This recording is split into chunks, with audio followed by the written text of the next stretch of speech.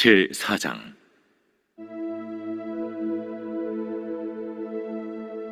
요나가 매우 싫어하고 성내며 여호와께 기도하여 이르되, 여호와여, 내가 고국에 있을 때 이러하겠다고 말씀하지 아니하였나이까?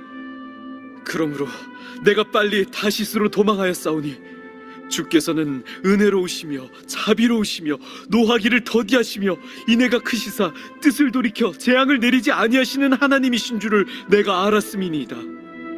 여호와여, 원하건대 이제 내 생명을 거두어 가소서. 사는 것보다 죽는 것이 내게 나음이니이다. 하니 여호와께서 이르시되, 네가 성내는 것이 옳으냐? 하시니라.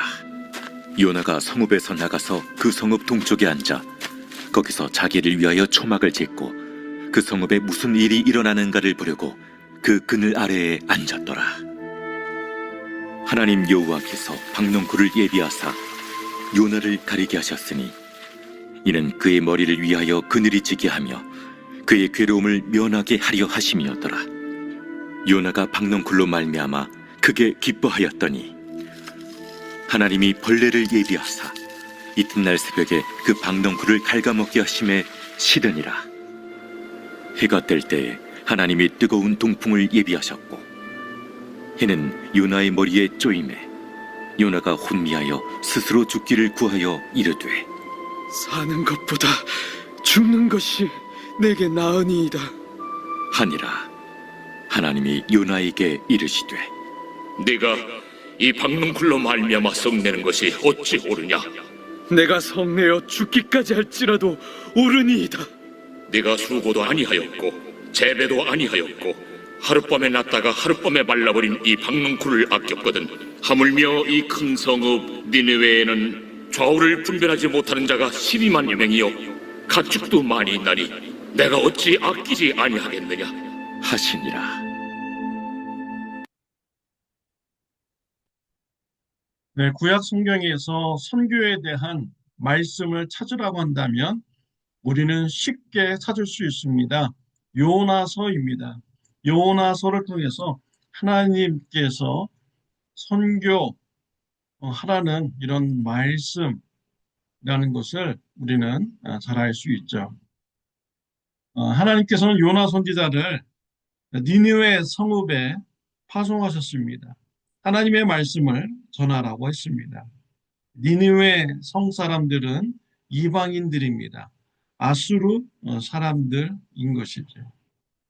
하나님은 아수르 사람들, 니느웨 성 사람들, 이러한 죄인들도 회개하고 구원받기를 원하시는 이러한 분인 것을 우리는 요나서를 통해서 우리는 알 수가 있는 것입니다. 요나가 니느웨 성에 가서 하나님의 말씀을 전했습니다. 놀라운 기적이 일어났습니다. 니느웨 성 사람들이 말씀을 듣고 죄를 뉘우쳤습니다. 회개하였습니다. 하나님을 믿었습니다. 놀라운 기적의 역사입니다. 여러분, 예수님 믿는 것이 얼마나 큰 기적입니까? 예수님 믿으라고 여러 번 얘기해도 사람들은 잘 믿지 않습니다.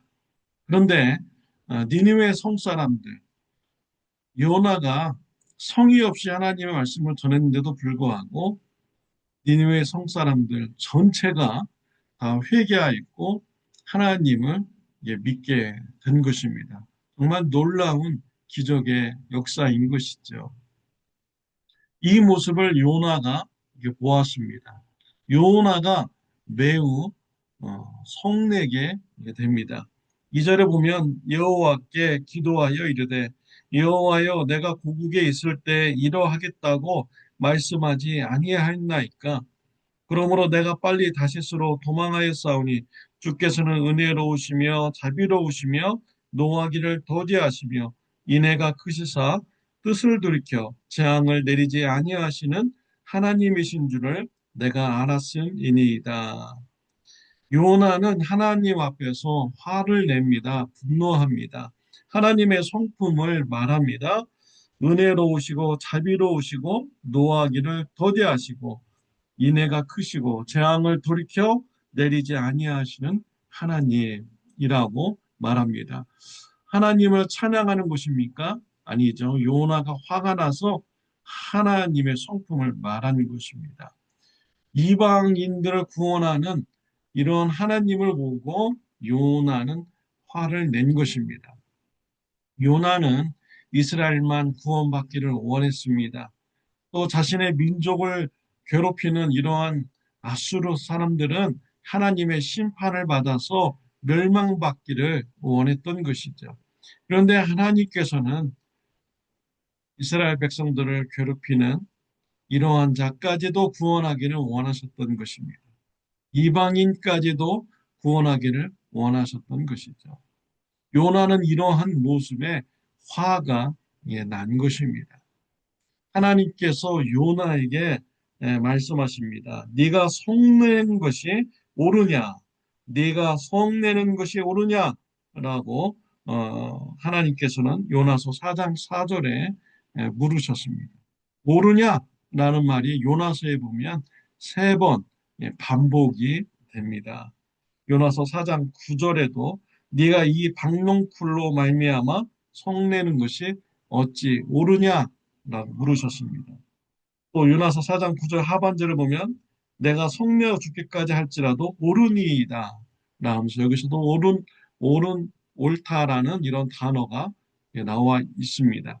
이 옳다라는 이런 단어, 하나님 앞에서 합당하느냐라는 이러한 의미입니다.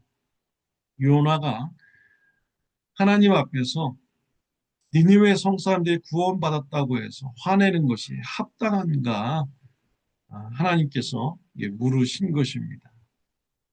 이방 민족들이 구원받는다고 해서 하나님 앞에 가서 화내는 것이 옳으냐라고 하는 것은 합당하지 않는 것이죠. 성도님들이 선교한다고 화내는 것 하나님 앞에 합당하지 않는 것입니다. 선교하는 것을 방해하는 삶은 하나님 앞에서 합당한 삶이 아닌 것입니다. 하나님은요, 이스라엘 백성도 구원받기를 원하시고 이스라엘 백성을 괴롭히는 아수르 민족도 구원받기를 원하시는 분이십니다. 바벨론도 이집트도 다 구원받기를 원하는 분이 우리 하나님이신 것이죠. 오늘날도 하나님은 동일하십니다. 우리 한국 사람만 구원받기를 원치 않으세요. 우리 한국 사람도 구원받기를 원하시지만 중국 사람도, 미국 사람도, 아프리카 사람도, 동남아 사람도, 중동 사람들도, 유럽 사람들도 모두 다 구원받기를 원하시는 분이 바로 우리 하나님이신 것입니다. 우리는 원수를 대할 때, 하나님께서 나도 구원시켜 주시지만 나를 괴롭히는 저 원수 하나님께서 구원시켜 주시지 마시고 하나님의 심판을 받게 해주세요. 라는 이런 생각을 할 때가 이렇게 있습니다. 하나님 앞에서 합당한 생각이 아닙니다. 하나님 앞에서 옳은 생각이 아닌 것이죠. 하나님은 레위기 19장 18절에 보면 원수를 갚지 말며 동포를 원망하지 말며 내 이웃 사랑하기를 내 자신과 같이 사랑하라. 나는 여호와니라 라고 말씀을 하셨습니다. 원수까지도 사랑하기를 원하시는 분이 바로 우리 하나님이신 것이죠. 마태복음 5장 44절에 나는 너에게 이르노니 너희 원수를 사랑하며 너희를 박해하는 자를 위하여 기도하라. 원수를 사랑하며 박해하는 자를 위해서 기도하라 라고 했습니다. 우리들의 원수까지도 하나님은 구원하기는 원하시는 이러한 하나님이십니다. 이러한 하나님을 알고 우리가 모든 사람들에게, 모든 민족들에게, 심지어 원수들까지도 우리가 하나님의 사랑을 전하고 구원받도록 기도하는 이러한 삶이 되어야겠습니다. 왜 원수들, 하나님의 구원 받지 못하고 심판받아야 된다고 생각하십니까? 그들의 자격이 없습니까? 하나님의 은혜 받을 자격이 없나요? 왜 이방 민족들에게 복음을 전하고 구원 받도록 하는 일을 왜 싫어하십니까? 그들이 구원받을 자격이 없습니까? 저와 여러분들은 어떻습니까? 저와 여러분들도 구원받을 자격이 없는 자들입니다. 그럼에도 불구하고 우리는 하나님의 은혜를 받아서 구원을 받게 되었습니다. 하나님께서는 다른 민족들에게도 동일한 사랑을 베푸기를 원하십니다. 구원받을 자격이 없지만 그들도 예수 그리스도의 소식을 듣고 회개하고 죄 사함 받으며 구원받기를 원하시는 분이 바로 우리 하나님이십니다. 너희는 가서 모든 족속으로 제자를 삼아 아버지와 아들과 성령의 이름으로 침례를 주고 내가 너에게 분부한 모든 것을 가르쳐 지키게 하라. 모든 족속을 제자 삼으라겠습니다. 모든 족속을 침례주라고 있습니다. 모든 족속에게 가르쳐 지키게 하라고 하셨습니다. 예수님의 말씀인 것입니다. 모든 민족들을 대상으로 예수님의 복음을 전하는 저와 여러분들이 되시기를 바랍니다. 선교에 힘쓰는 우리 참 좋은 교회가 되시기를 바랍니다. 기도드리겠습니다. 하나님 아버지 감사합니다. 모든 민족을 사랑하시고 또한 저와 우리 성도님들을 사랑해 주시고 구원해 주시니 감사합니다. 하나님의 사랑을 알고 우리가 모든 민족들에게 복음을 전하는 선교하는 사람이 되게 하여 주옵소서. 선교하는 교회가 되게 하여 주옵소서. 예수님의 이름으로 기도드렸습니다. 아멘. 네, 오늘은 저녁 5시에 모여서 저녁 식사하고 월드컵 경기에 응원을 합니다. 전도의 기회로 삼으시기를 바랍니다. 좋은 하루 되시기를 바랍니다.